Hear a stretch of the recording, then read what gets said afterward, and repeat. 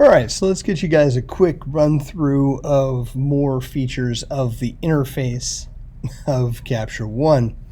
So as I mentioned before, the interface is broken up into 4 distinct areas, and we're going to take a look at the tool tabs and maybe the toolbar. Well, the toolbar is a separate lecture. We'll look at the tool tabs really quickly, and then we will go into them individually. So the library tool tab is the first one you come to.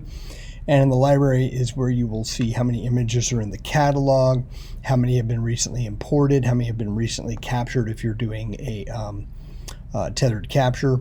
And then if I've created my own folders and collections. Now, they use folder to describe what you would know as a collection set inside of Lightroom, and Capture One uses the collections as what you would call the collections. So that's basically how that is broken up. It's very similar, and this is where they would also reside.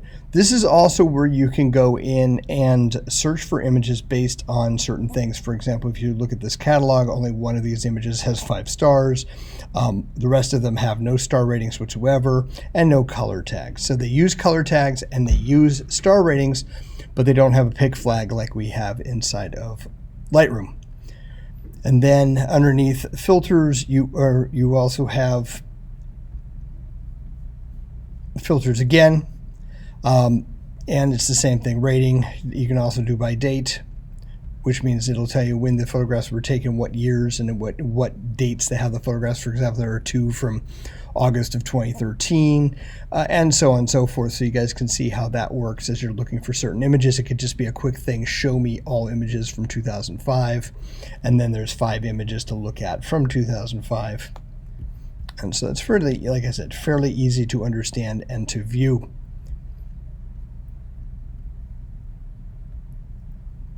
And then underneath here we have keywords, where you can go in and type in keywords for the images, like we've been able to do before. You also have a keyword library where it would actually find all the different keywords that you have, and you can search for keywords and see if they exist and things like that.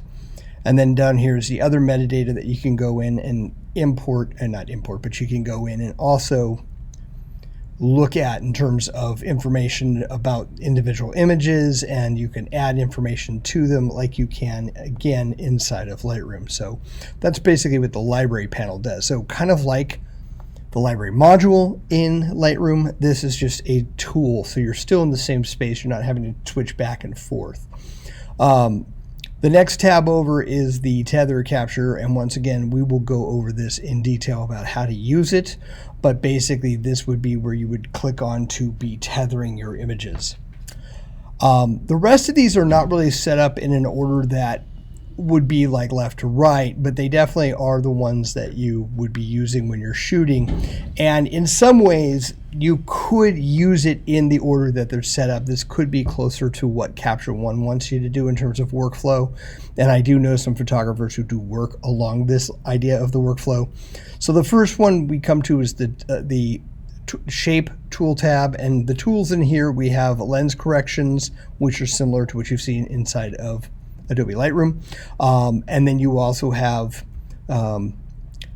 your ability to remove chromatic aberration. You have the crop tool right here, which is also a tool that can be located from right up in here with the cursor tips. So basically you can go in here and grab the crop tool here and then just crop it using this instead of going over to a panel to find it. And then you also have rotate and flip, and you also have your adjustment for keystoning, which is the same thing we have inside of Lightroom, where you can go in and actually fix the upright of a building or whatever your shot is of. And then in here we have the settings for the grid if you want to change the way the grid appears as you're cropping. So it's more of a customization. And then this LLC feature, which is a little bit more of a deep thing we'll talk about later on. Then we have the color panel, which is where you can go in and adjust your white balance, which is usually one of the first things you do when you're processing. So you could start with your crop, move into your lens corrections and all that stuff, and then move into here and do your white balance. You can also do your it's showing me the characteristics of this camera and how the curve was originally applied by the camera when it was shot. And then you have the color editor where you can go in and adjust individual colors or groups of colors.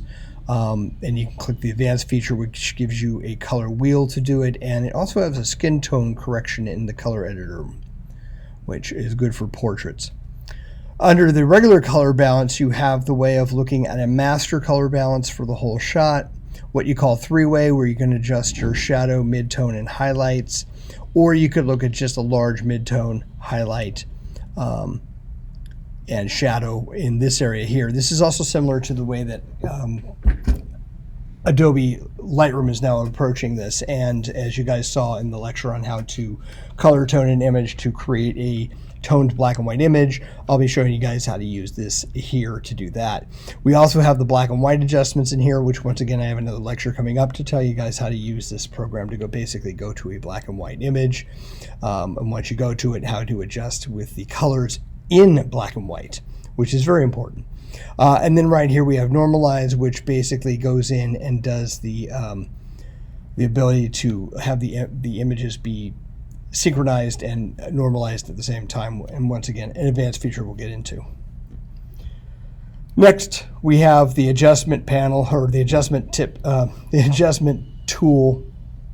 And when you go to adjustments, we have all of the adjustments in here that you would see inside of Lightroom, but they may be named differently. For example, once again, you have white balance here. So you have it in the color and you also have it in here. And once again, we go from top to bottom.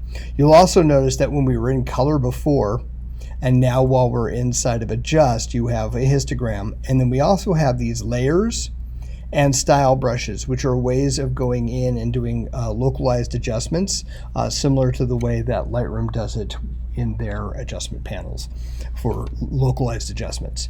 And once again, when I go through the developing module and when I go through this on how to develop an image in a future lecture, it'll make a lot more sense. Once again, you have exposure. We have dynamic range, which is similar to what we have inside of Lightroom, but it's named differently. But this is where you do your highlight, your shadow, your black, and your white. Then you have a clarity, a dehaze, once again levels, working with curves, and the vignetting. So this is all very similar to what you've seen before. The differences will be in terms of how this actually processes the images. Then you'll notice that there are two arrows here, and if I click these, you will see that there are a couple of more panels that are not, or tools that are not showing, or tool panels. So we have refine, which is where we go in and we do our noise reduction, our sharpening, dust removal, adding film grain appearance, and getting rid of moire, which for those who don't know what that is, it's when a digital sensor shoots a photograph through a chain link fence and creates like a kind of a weird ghosting appearance. You can remove that.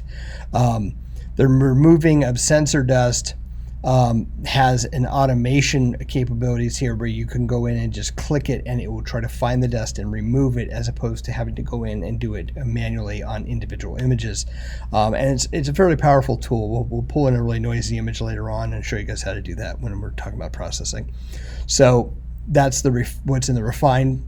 When we go to style, this is where you go in and you find built-in presets that come from Capture One and presets that you create. So you have presets for doing black and white and stuff like this, but then we have styles, which are basically simple parts of things.